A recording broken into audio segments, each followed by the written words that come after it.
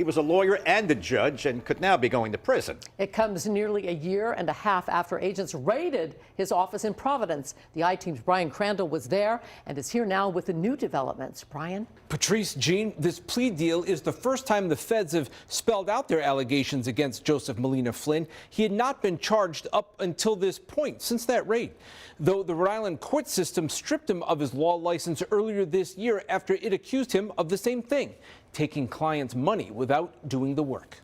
As federal agents hauled boxes out of Joseph Molina Flynn's Providence office, our coverage went viral.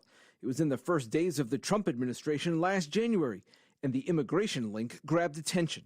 But federal prosecutors accused Molina Flynn of defrauding his immigration clients, taking nearly $100,000 in fees for work he did not perform.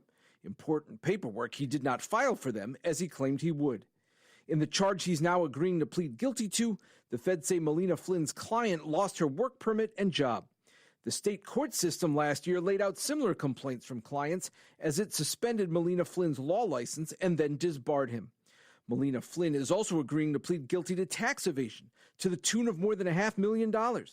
The feds accuse Molina Flynn of hiding his business money by using it to pay personal expenses, $190,000 in American Express bills, $8,000 in luxury car payments, and writing nearly $130,000 in checks to himself.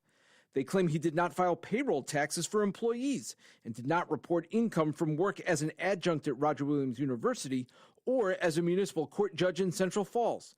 Molina Flynn resigned as a judge the day of the raid.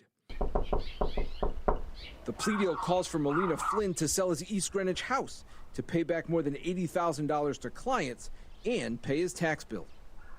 Now, he had faced up to 25 years in prison based on the charges. As part of the plea deal, the feds will recommend a prison term at the low end of sentencing guidelines. Molina Flynn's lawyer says he'll hold off on comment until Molina Flynn is sentenced. I'm Brian Crandall, NBC 10 News.